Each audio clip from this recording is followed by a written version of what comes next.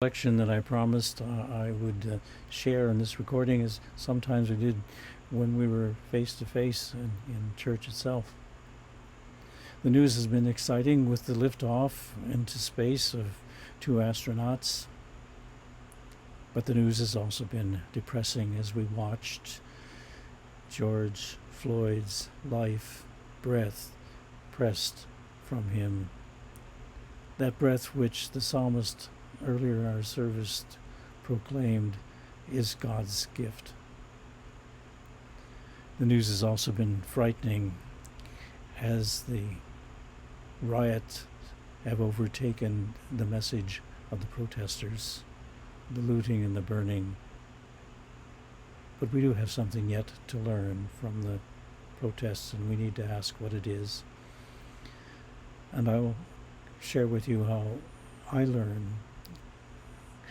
In 1967, Norma and I lived through the uprising in the inner city of Detroit.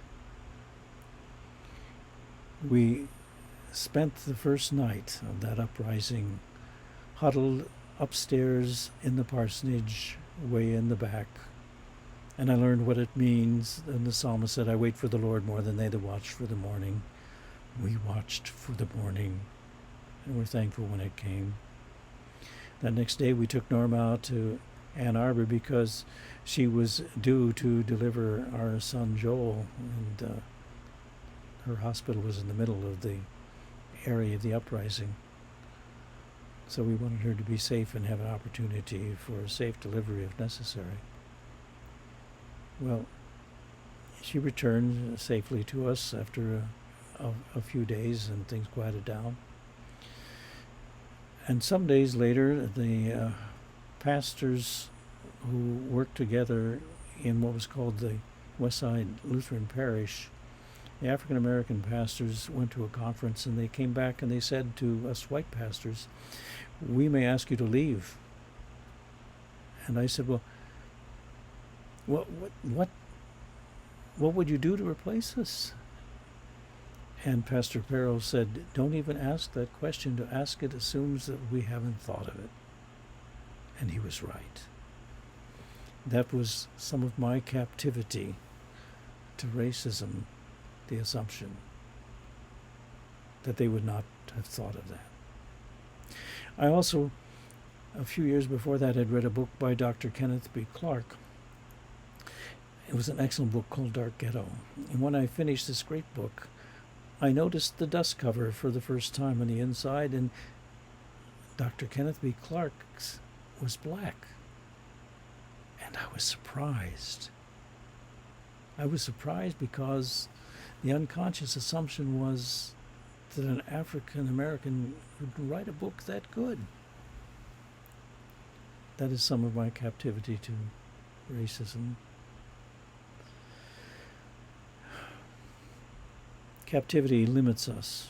It limits what we believe that African Americans can do. It also makes us comfortable, and we don't care as much about the needs of African Americans. Well, if we unconsciously assume that they can't achieve much. And so we don't get active caring about the disparity of funding, where the wealthy areas are able to put more into their schools and the inner city are not. That's part of the captivity of racism. But besides that, there are also victims of racism. And of course, these are the African Americans and Hispanics and other immigrants. Particularly for African Americans, the situation I know best. There is a fear when they come into white areas. Their young men in particular are taught to be very scrupulous and careful not to be misunderstood. You know, our good friend Linda, with whom we worked in the inner city of Detroit, lived half a block from us. And some years later, when we were at Wartburg Seminary, she received the Wartburg Seminary Leah Award We had nominated her and we invited her to come. And as soon as she arrived, she said, I need to call my adult children. And I need to call them because they're worried about me. They were worried about her coming to this white Iowa and Illinois area. And at that time, we sort of thought that a little strange. I no longer think it's strange. So there are victims, limits their possibilities. Linda cared for us while we were in the midst of the riots, and she sent to us a poster, which some 50 years later, Norma, who had kept it, pulled out and called Linda and shared what it said with her. I'll read it to you. The steps of a good man are ordered by the Lord, and he delights in his way. Though he fall, he shall not be utterly cast down, for the Lord upholds him with his hand. It's Psalm 37. That speaks to us yet today, and I think it's a kind of Pentecostal message. For the Spirit worked through Linda.